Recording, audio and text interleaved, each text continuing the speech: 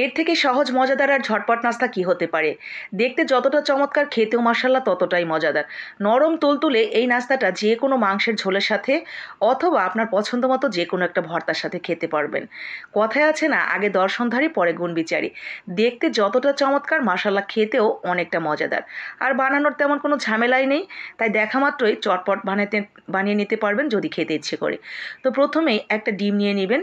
তো আমি আজকে একটা ডিম দিয়ে তৈরি করছি। যদি 2টা ডিম দিয়ে তৈরি করতে চান তাহলে 2টা ডিম নেবেন। তো আমি একটা ডিম নিয়ে সাথে স্বাদ মতো লবণ দিয়ে ভালো করে এটাকে ফেটিয়ে নিতে হবে আগে। তো খুব সুন্দর করে কাঁটা চামচ অথবা একটা হ্যান্ড উইক্সের সাহায্যে ভালো করে ফেটানো হয়ে গেলে আমরা এখানে যোগ করে দিব চালের গুঁড়া।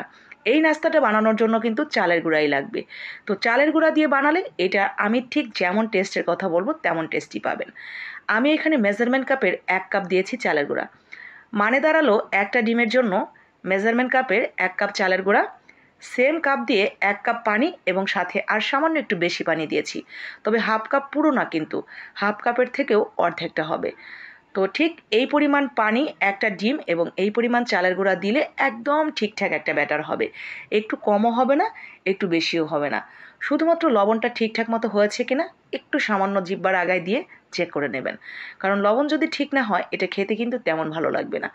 তো ঠিক মতো গোলানো হয়ে গেলে এটা আমরা রেস্টে রেখে দিব 20 থেকে 30 মিনিটের জন্য। মানে আধা ঘন্টার জন্য এটা ঢেকে আমরা রেখে দিচ্ছি।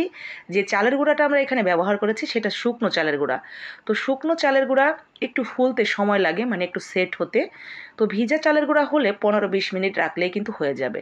তো 30 মিনিট পর ঠিক এরকম হবে, উপরের দিকে পানিটা ভেসে উঠে যাবে আর নিচের দিকে চালের গুঁড়াটা থেকে যাবে।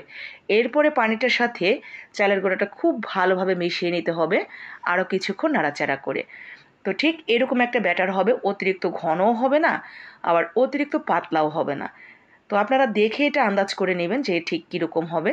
আর আন্দাজ করার কোনো দরকারই নেই, আমি ঠিক যেরকম মেজারমেন্ট বলেছি যদি এইভাবে তৈরি করে নেন একদম পারফেক্ট হবে। এরপরে কোনো কেরামতি নেই, জাস্ট তাওয়া, মাটির খোলা ফ্রাই প্যান অথবা আপনার যেটা ভাল লাগে সেটার মধ্যে এইভাবে 1 চামচ 1 চামচ করে দিয়ে সামান্য একটু ঝাঁকি দিয়ে দিবেন, চতুর্দিকে ছড়িয়ে যাবে।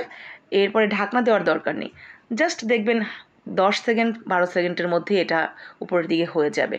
তো এই তো সবগুলো একইভাবে বানিয়ে নিয়েছি। সবগুলো কিন্তু এখানে নেই, আমি বানানো শুরু করেছি আর এদিকে আমার বাসার সবাই কামড়াকামড়ি করে খাওয়া শুরু করে দিয়েছে। তো সবাইকে দেওয়ার পর আমি 3-4টা রেখেছিলাম আপনাদের দেখানোর জন্য। তো দেখতেই পাচ্ছেন আলহামদুলিল্লাহ মাশাআল্লাহ এগুলো কতটা পারফেক্ট এবং কতটা নরম তুলতুলে এবং দেখতে কতটা সুন্দর হয়েছে। দেখতে যতটা সুন্দর খেতেও কিন্তু ততটাই মজার। আর সবথেকে বড় কথা, এই গরমের মধ্যে ঝটপট বানিয়ে নেওয়া যায়। তাই দেরি না করে একদিন বানিয়ে নেবেন। ভালো লাগলে লাইক কমেন্ট শেয়ার করে দিবেন।